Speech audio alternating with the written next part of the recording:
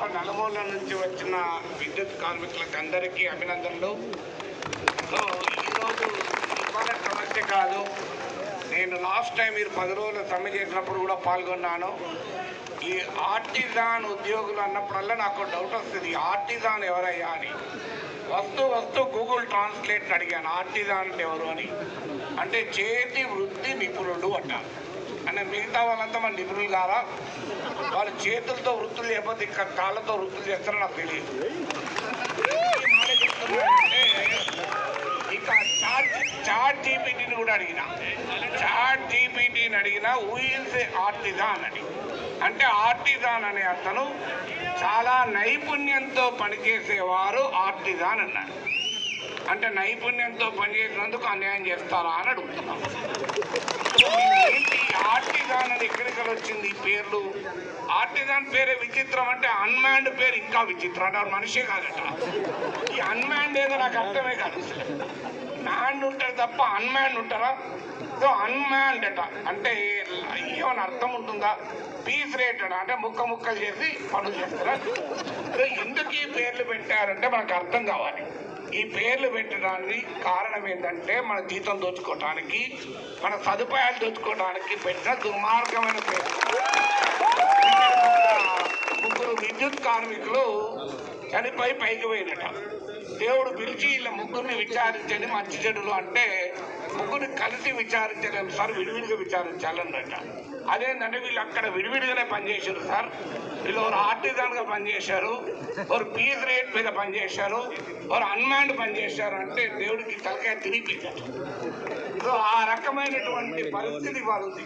ఇంతకుముందు మాట్లాడుతూ చెప్తున్నారు, ఎనర్జీ సెక్రటరీ మీరు ఒక్కరు రాజీనామా చేస్తే 3 వస్తారు. అయ్యా మీరు రాజీనామా చేస్తే 10 మంది కొత్త వాళ్ళు అయ్యారు.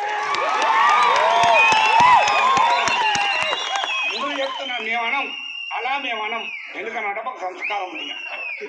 మేము అనలేదు, మీరు మేము అనకముందే మీరు సపోర్ట్ పెట్టారు. అనడం లేదు. మేము ఏమంటున్నాం అయ్యా, నేను ఎందుకు చెప్తున్నానంటే ఈ ఎనర్జీ సెక్రటరీ గారికి చెప్తున్నాం, అయ్యా మీలాంటి వాళ్ళకి చదువు చెప్పినోడిగా మాట్లాడుతున్నాను, నేను గట్టిగా మాట్లాడుతున్నాను. నేను నేషనల్ అకాడమీ ఆఫ్ అడ్మినిస్ట్రేషన్ ముత్తూరులో విజిటింగ్ ప్రొఫెసర్గా పనిచేశాను. అక్కడ పోయి క్లాసులు చెప్పాను ఐఏఎస్ ప్రొఫెసర్లకు, ఐఏఎస్ ఆఫీసర్. అందువల్ల ఈ అహంకారం అనేది మంచిది కాదు. ఐఏఎస్ అధికారి ప్రజలకు సేవకుడు తప్ప ప్రజలపైన అజమాయిషి చేశారు. అదంతేందుకు మీరు ఒక ఎమ్మెల్యే రాజీనామా చేయండి, 100 మంది వస్తారు ఎమ్మెల్యేలు. మాకు 200 మంది ఉన్నారు ఆస్పిరెంట్స్. సో ఇదేం లాజిక్? నువ్వు రాజీనామా చేస్తే 3 వస్తారు.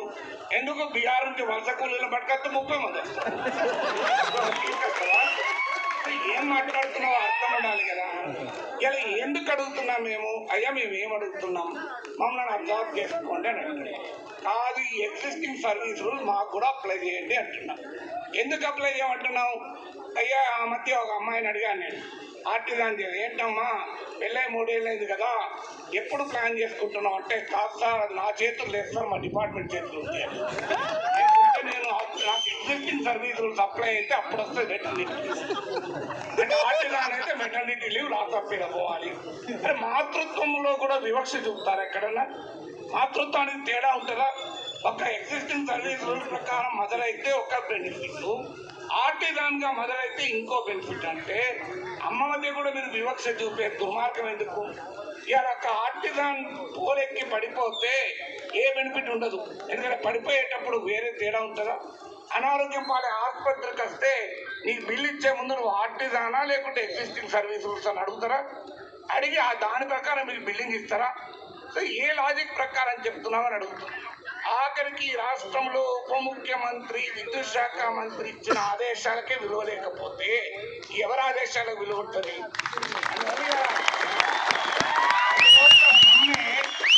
రాష్ట్ర ఉప ముఖ్యమంత్రి ఆదేశాలు ఇచ్చి నాన్ ఫైనాన్షియల్ కమిట్మెంట్ ఉన్నాయి అమలు చేయాలి అన్నాక కూడా 3 నెలల వరకు అమలు చేయకపోతే ఏం చేయాలి? తెలంగాణ రాష్ట్ర ప్రభుత్వాన్ని కూడా హెచ్చరిస్తున్నాం. ఇలా ఆర్టిజాన్లకు మధ్యస్థగా కాక్రోచ్లు కూడా బయటకు వచ్చే ప్రమాదం ఉంది. ఢిల్లీలో కాక్రోచ్ల మద్దతుగా రాహుల్ గాంధీ వచ్చాడు. ఇక్కడికి వస్తున్నాడో లేదో చూడాలి. మనం రమ్మని ఆహ్వానిస్తున్నాం మనం కూడా. ఎందుకంటే కానీ ఒక్కటి మాత్రం గుర్తుపెట్టుకోండి, ప్రభుత్వాలు మారితే ప్రజల సమస్యలు వాటంతరవే మారుతాయని భ్రమల్లో ఉండకండి. నేను 40 ఏళ్ళుగా చూస్తున్నా, అనేక పోరాటాల్లో పాల్గొన్నా. అల్టిమేట్గా అధికారంలో ఎవరైనా ఉండని, ప్రజా ఉద్యమాలతోనే సమస్యల పరిష్కారం అవుతాయి, మన పోరాటాలతోనే సమస్యల పరిష్కారం అవుతాయి. వీళ్ళతో పరిష్కారం కాదు, మధ్యవర్తిత్వాలతో పరిష్కారం కాదు. అధికారంలో ఎవరున్నా చెప్పే నీతులు ఇవే, మీరు ఒక్కరు పోతే ముగ్గురు వస్తారనే నీతి చెప్తారు. ప్రతిపక్షంలో ఉన్నప్పుడు మాత్రం మనం పూర్తిగా మద్దతు ఇస్తారు. మీరు ఎవరినైనా పిలవండి, ప్రతిపక్షంలో ఉన్న వాళ్ళని మద్దతు ఇవ్వకపోతే చూడండి. సో అందువల్ల మరోసారి ఉద్యమాన్ని నమ్ముకుందాం. ఇక్కడ ఇవాళ కొన్ని వేల మంది ఉన్నారు, కానీ మొత్తం ఆర్టిజాన్లు 19,500 మంది. మొత్తం 51,000 మంది విద్యుత్ ఉద్యోగుల్లో 20,000 మంది అంటే, ఇక మిగతా వాళ్ళని కూడా కలుపుకుంటే, మన ఇంట్లో ఉన్న కుటుంబ సభ్యులను కలుపుకుంటే 1,00,000 మందితో మన హైదరాబాద్ దద్దరిల్లి ఎలా చేయాలి. మీరు అలా చేస్తారని చెప్పండి, సమస్య పరిష్కారం కాబట్టి. మీరు ఎందుకంటే నేను చాలాసార్లు చూసాను, ఆర్టిజాన్స్ పోరాట పటిమ చాలా ఎక్కువ. ఎందుకో మనకు తెలియదు, ఆర్టిజాన్ కాబట్టి చాలా పోరాట పటిమ ఉంటుంది. ఏ ఉద్యమానికైనా వేలల్లోనే వస్తారు. నేను 100లలో ఆర్టిజాన్ల ఉద్యమం చూడలే. అందులో ఈరోజు వర్షం పడుతున్నా, ఎక్కడ ఏ అడ్డంకులు ఉన్నా కూడా వచ్చారు. ఖచ్చితంగా పోరాడదాం. మాలాంటి వాళ్ళు ఎప్పుడూ మీకు అండగా ఉంటాం. అరెస్ట్ కూడా చేసి రాకుండా అడ్డుకున్నారు. బహుశా ఇంకెక్కువ వేల మంది వచ్చేవాళ్ళు. కానీ ఎప్పుడు కూడా గుర్తుపెట్టుకోవాలి, అధికారంలో ఉన్న వారికి అరెస్ట్లతో మీరు ఉద్యమాలు ఎప్పుడు ఆపలేరు. అరచేతిని అడ్డు పెట్టి సూర్యకాంతిని ఎట్లా ఆపలేరు, అరెస్ట్లతో నిర్బంధాలతో ప్రజా ఉద్యమాలు ఆపలేరు. అందువల్ల ఈ రకమైన ఆలోచన మానుకొని ప్రజాప్రభుత్వం అని చెప్తున్నారు కనుక ఈ సమస్యలు ఇవాళకి కావు. ఇలా నిన్నమన పాయింట్ అయిన వాళ్ళకి కాదు, ఏళ్ల తరబడి ఉన్నటువంటి విద్యుత్ కార్మికులు.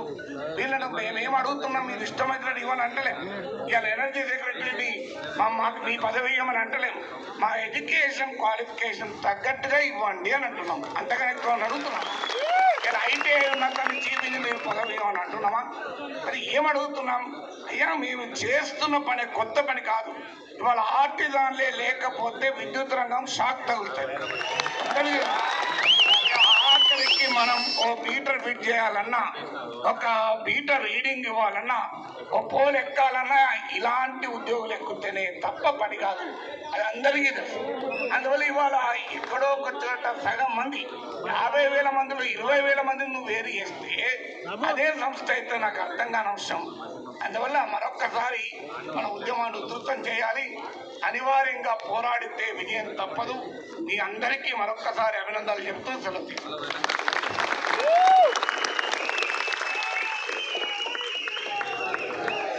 Thank you sir. మీలాంటి వాళ్ళు మా వెనకాల ఉంటే అదే మాకు 1000 ఏనుగుల బలం సార్. అట్లే సార్ చెప్పినట్టుగా కుటుంబంతోనే రావాల్సి వస్తే అవసరం అనుకుంటే ప్రగతి భవన్ దగ్గర, ప్రజాభవన్ దగ్గర కూర్చుంటాం తప్ప ఈ